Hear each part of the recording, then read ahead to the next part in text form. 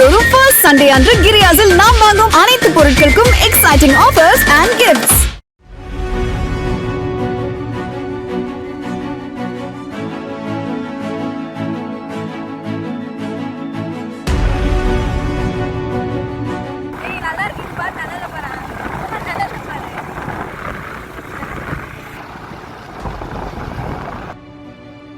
கோவை வழுக்கப்பாறை பகுதியை சேர்ந்தவர்கள் சிவக்குமார், கல்பனா தம்பதியர். கீரை வியாபாரம் செய்து வரும் இவர்களின் 19 வயது மகள் தனியார் பொறியியல் கல்லூரியில் 2ஆம் ஆண்டு படித்து வருகிறார்.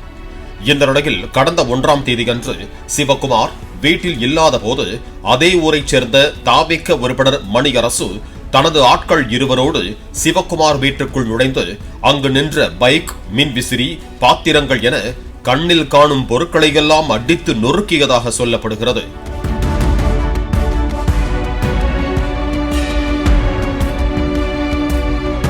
இதனைத் தொடர்ந்து சிவக்குமார் இதுகுறித்து காவல் நிலையத்தில் புகார் அளித்தார். இந்த நிலையில் இந்த மோதலுக்கு காதல் விவகாரம்தான் காரணம் என தகவல்கள் வெளியாகியுள்ளன. வழுக்கப்பாறை கிராமத்தை சேர்ந்த பெயிண்டரான சூர்யா என்பவரும் அதே கிராமத்தைச் சேர்ந்த 19 வயது இளம் பெண்ணும் காதலித்து வந்துள்ளனர்.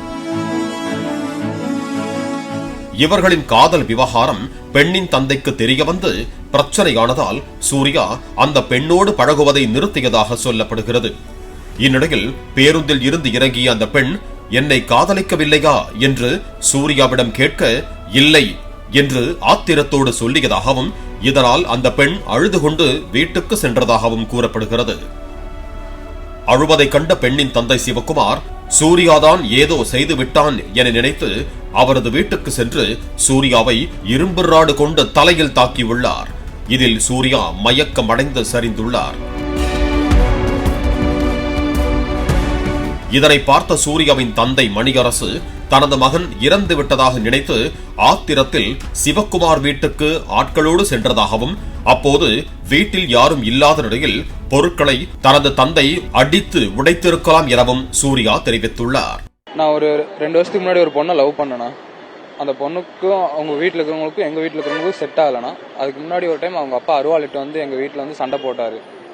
சரி, அதுக்கப்புறம் அந்த பொண்ணோட பேச வேணான்னு சொல்லி நான் நிறுத்திட்டேனா. அதுக்கப்புறம் அந்த பொண்ணு காலேஜ் போக ஆரம்பித்தாங்க. காலேஜ் போக ஆரம்பித்து அவங்க அந்த பொண்ணுக்கு புது ஃபோன் எடுத்து கொடுக்க ஆரம்பிச்சிட்டாங்க. புது ஃபோன் எடுத்து கொடுத்தோடனே அந்த பொண்ணு விடாமல் எனக்கு கால் பண்ண ஆரம்பித்தாங்க. ஒரு 100-200 டைம் கால் பண்ண ஆரம்பித்தாங்க. அதோட ரெக்கார்டு என்கிட்ட எல்லாமே இருக்குண்ணா. அந்த பொண்ணோட கால் ஹிஸ்ட்ரி எல்லாமே என்கிட்ட இருக்குது. நான் எதுக்குமே கூப்பிட்டு பேசலண்ணா. நான் ரொம்ப நாள் கழிச்சு அப்புறம் அந்த பொண்ணு கூப்பிட்டே இருக்காங்க, நான் எடுக்கலண்ணா. அவங்க வீட்லேயும் சொல்ல முடியல. அவங்க பொண்ணு சூசைட் பண்ணிக்கோன்னு சொல்லி என்னை டார்ச்சர் பண்ணாங்க. அதனால் நான் அவங்க வீட்டில் சொல்லலண்ணா. நான் கடைக்கு போகலான்னு கீழே போனேன்னா அந்த பொண்ணு பஸ் ஸ்டாப்பில் இருந்து இறங்கி நடந்து வந்தாங்க. இறங்கி நடந்து வந்து நிறுத்தி ஏன் என்ன லவ் பண்ணலன்னு கேட்டாங்க. நான் ரூடாக லவ் பண்ணலன்னு சொல்லிட்டேண்ணா. ஒரு மாதிரி மூஞ்சில் அடித்த மாதிரி சொல்லிட்டேண்ணா. அந்த பொண்ணு அழுக ஆரம்பிச்சிட்டாங்க. அழுதுட்டு அந்த பொண்ணு வீட்டுக்கு போனாங்க. வீட்டுக்கு போயிட்டு நானும் வீட்டுக்கு போறேன்னா அந்த பொண்ணு வீட்டுக்கு போனோன்னா அவங்க அப்பா அந்த பொண்ணு அழுத நினைச்சு தப்பா எடுத்துட்டாராட்டிருக்கு. நான் ஏதோ தப்பு பண்ணிட்டேன்னு நினைச்சு எடுத்துட்டாராட்டிருக்கு. அதனால நான் வீட்டுக்கு போய் வண்டி நிறுத்தி வண்டியை கதவை கேட்டை திறந்து உள்ள போலான்னு போறேன்னா அந்த நேரத்தில் ஒரு பெரிய ராடு, இரும்பு ராடுனா எடுத்து பின்னால் அடிச்சு ஒரு 6 தையல் போட்டாங்க. நான் மயக்க போட்டு கீழே விழுந்துட்டேன். ரோடு ஃபுல்லா ரத்தமாயிருச்சுண்ணா.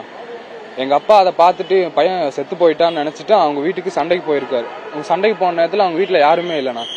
அந்த கோவத்தில் அப்பா முன்னாடி இந்த பொருளை மட்டும் அடிச்சுட்டு வந்திருக்காரு. அவங்க என்ன சொல்லியிருக்காங்க, வீட்டில் இருக்க நகையெல்லாம் திருடிட்டாங்க, காசெல்லாம் திருடிட்டாங்கன்னு ஒரு பொய்யா இது பண்றாங்க. பத்தாதுக்கு அவங்க பொண்ணை நான் தான் டார்ச்சர் பண்ணேன்னு சொல்றாங்க. அவங்க பொண்ணை நான் டார்ச்சர் பண்ணலண்ணா. நான் அந்த பொண்ணை டார்ச்சர் பண்ணதுக்கு ஒரு ப்ரூஃபாவது அவங்க கிட்ட இருக்கான்னு கேட்க சொல்லுங்க. என்கிட்ட அந்த பொண்ணு டார்ச்சர் பண்ணுக்காங்க எல்லா ப்ரூஃபுமே இருக்குண்ணா. வீடியோ இருக்குண்ணா, கால் பண்ண ரெக்கார்டு ஹிஸ்ட்ரி இருக்குண்ணா, எல்லாமே இருக்குண்ணா.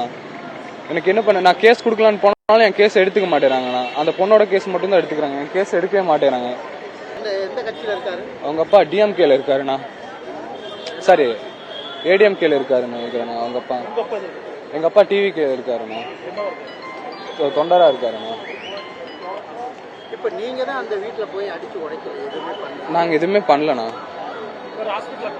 நான் ஹாஸ்பிட்டல் அட்மிட் ஆயிருந்தேண்ணா. எங்க அப்பா நான் அந்த மாதிரி ஆயிட்டேன்னு ஒரு கோவத்துல போய் அந்த இது பண்ணிருக்காருண்ணா. அவ்வளவுதான் பண்ணிருக்காருண்ணா, வேற எதுவுமே பண்ணல. ஆமாண்ணா, நாங்க கேஸ் கொடுத்தா வாங்கிக்க மாட்டேறாங்க. அவர் என்ன ஃபர்ஸ்ட் அடிச்சுட்டு முதல்ல போய் கேஸ் நான் செத்துட்டேன்னு நினைச்சு போய் அவரே ஃபர்ஸ்ட் கேஸ் கொடுக்க ஆரம்பிச்சிட்டாருங்க. அதனால நாங்க செகண்டா போய் கேஸ் கொடுத்தா அவங்க எடுக்க மாட்டேன்னு சொல்றாங்கண்ணா. நான் ஏதோ கஞ்சா அடித்து விட்டு போய் அந்த பெண் வீட்டை நொறுக்கியதாக ஊடகங்களில் பொய்யான செய்திகளை பரப்பி வருகிறார்கள் தாராளமாக என்னை மருத்துவ சோதனை செய்து பாருங்கள். நான் கஞ்சா குடிக்கிறேனா இல்லையா என்பது தெரிந்துவிடும். நான் எந்த தப்பும் செய்யவில்லை என்று சூர்யா தெரிவித்துள்ளார். இந்த காதல் விவகாரத்தில் இரு தரப்பிலும் மாறி மாறி புகார்கள் எழுந்துள்ளதால் காவல்துறையினர் தீவிர விசாரணை நடத்தி வருகிறார்கள். பாலிமர் செய்திகளுக்காக கோவை செய்தியாளர் நேசராஜ். மாதந்தோறும் ஃபர்ஸ்ட் சண்டே அன்று கிரியாஸில் நாம் வாங்கும் அனைத்து பொருட்களுக்கும் exciting offers and gifts. Play store மற்றும் ஆப் ஸ்டோரில் இருந்து பாலிமர் செயலியை QR கோடு மூலம் பதிவிறக்கம் செய்யுங்கள். செய்திகளை உடனுக்குடன் பெறுங்கள்.